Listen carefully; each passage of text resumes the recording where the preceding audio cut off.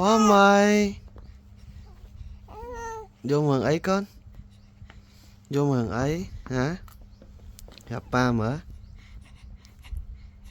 Ôn của ba khô cha lời. Nghĩa dung. Còn gặp ba ọt dậy muối còn dung đai. Ôn là lợi ban pi khai đọc ngày ấy. Rồi lợi cha khô trả lời nè.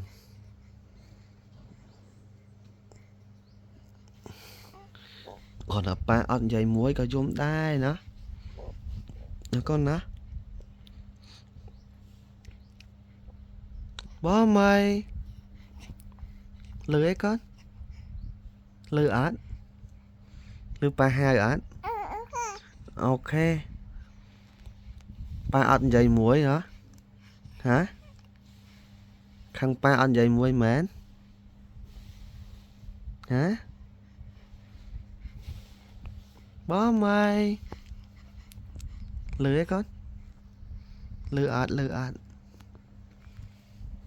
Lưới con. Bố mày.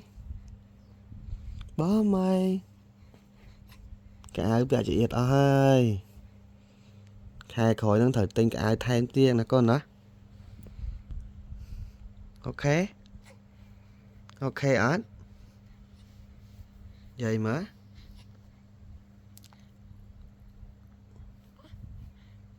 Bố mày. Bố mày. Hot á con. Hot ớt. Bố mày.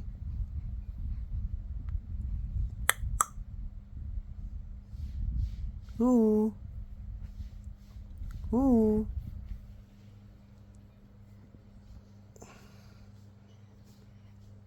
Ôn thông chó nè.